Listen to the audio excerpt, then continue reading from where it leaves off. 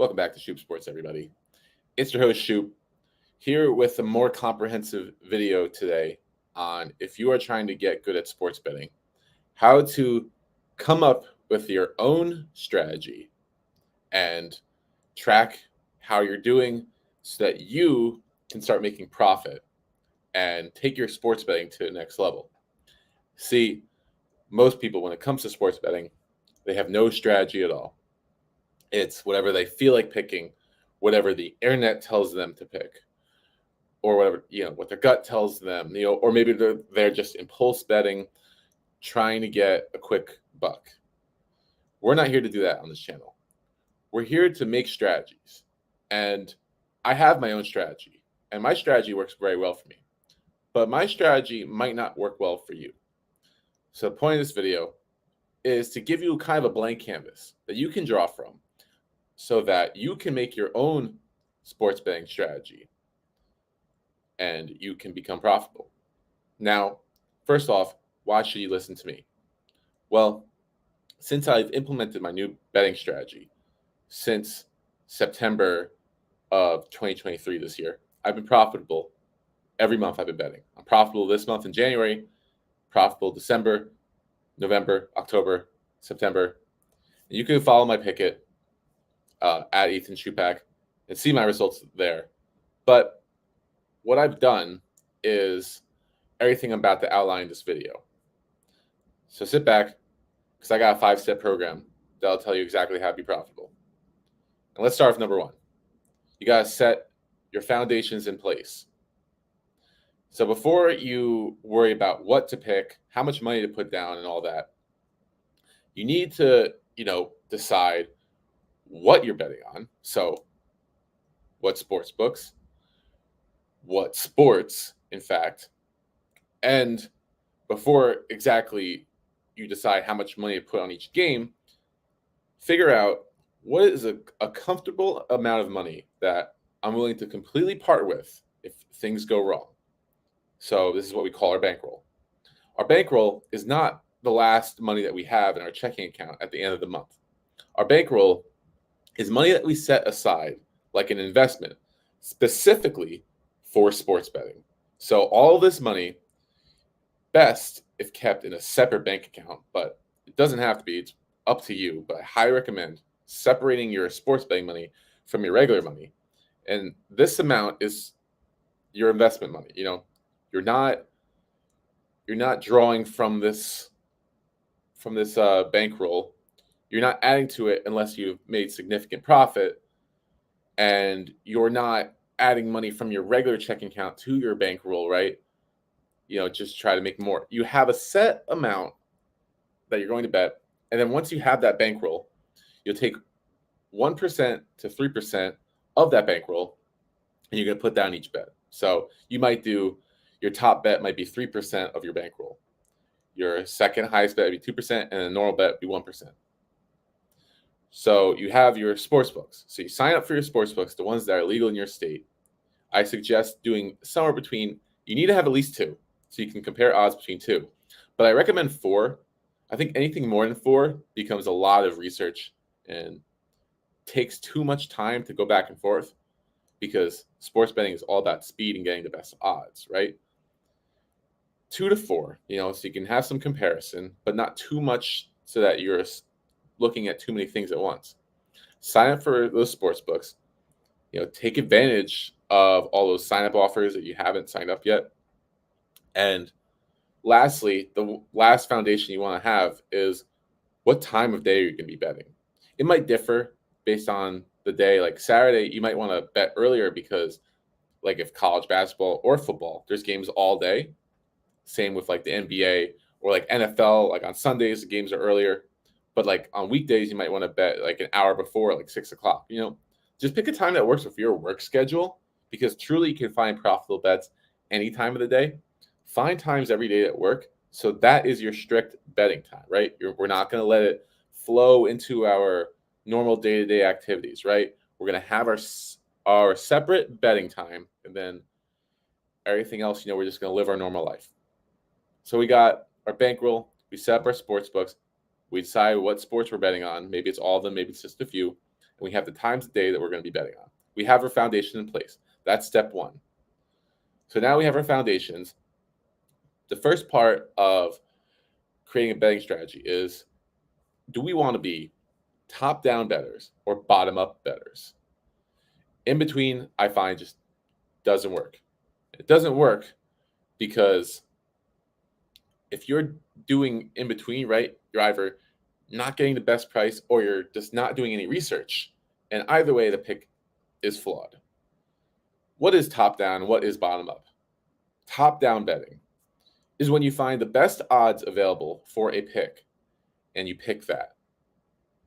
Like, you see that one sportsbook has the Buccaneers winning at plus 145. Every other sportsbook has them at plus 135. And you just take that plus 145 because it's the best odds.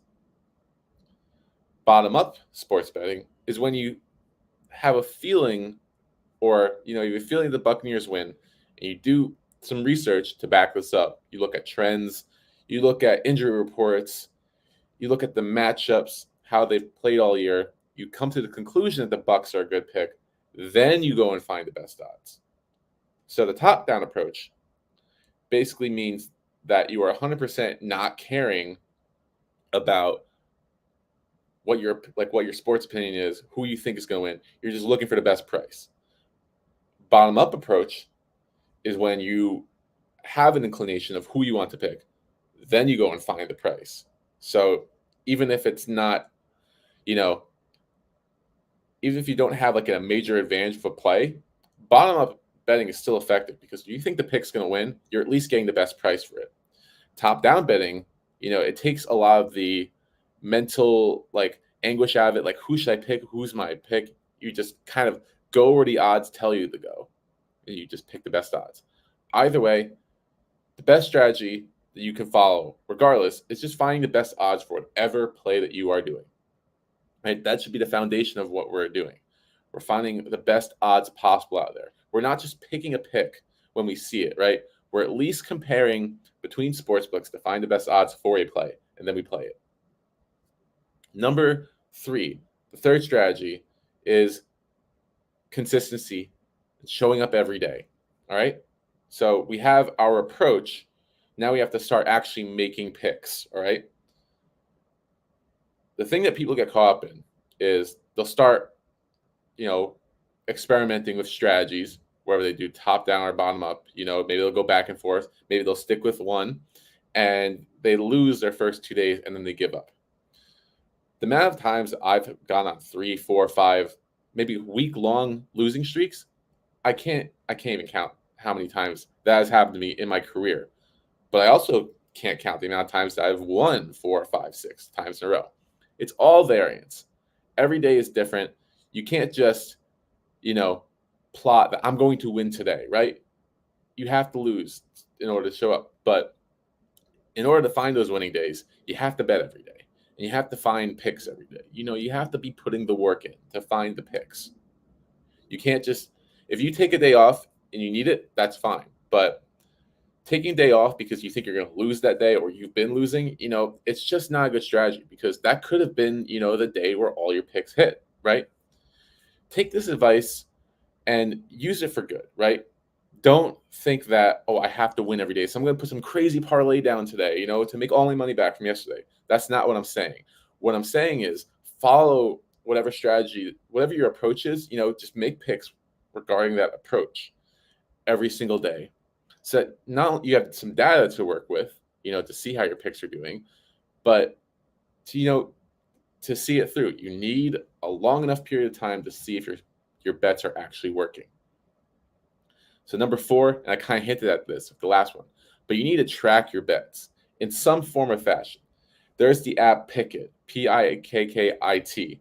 You can download that app, sync your sports books with it, and it'll automatically tell you what you've bet on, how much profit and loss you've made every day.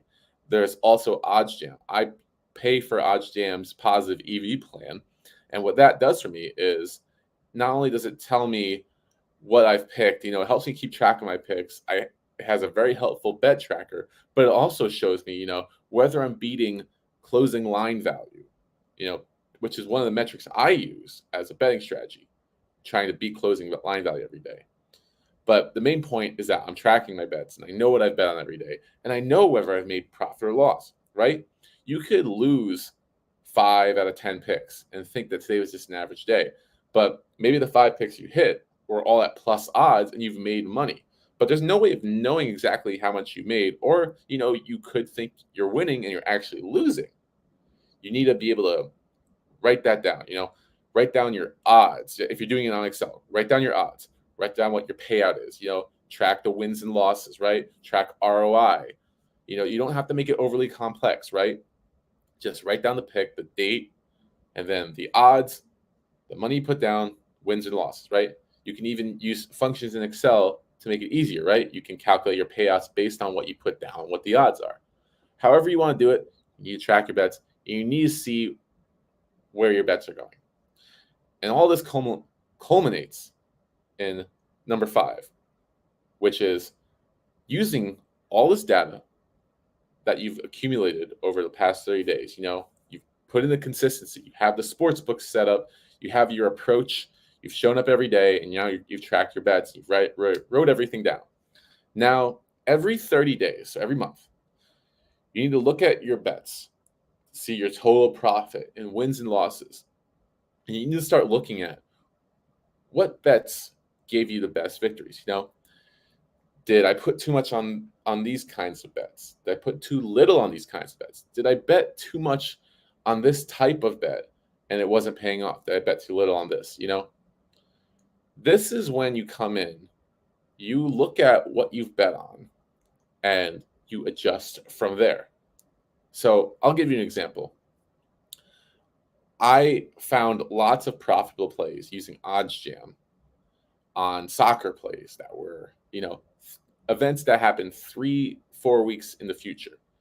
And I thought that putting bets in the future, allowed me to lock in a good price now, because you don't know what that price could be 3 weeks down the line. It turns out it was a totally bogus strategy. Betting that early did not make a difference, and I ended up losing a lot more plays than I won. But on the other hand, I look at stuff like NBA first quarter totals, right?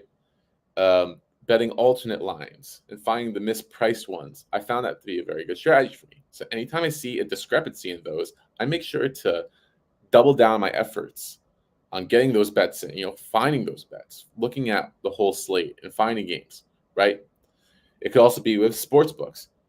FanDuel is great because they allow me pretty much to bet what I want to bet on a given bet, but it's not my most profitable sports book. I'd say I'm about even money with FanDuel, but with Superbook, a different sports book, I've been making almost $1,000 a month off Superbook. So I try to put Superbook at the forefront of my betting experience, trying to find bets on that sports book rather than, go all in on FanDuel, go all in on Superbook, right?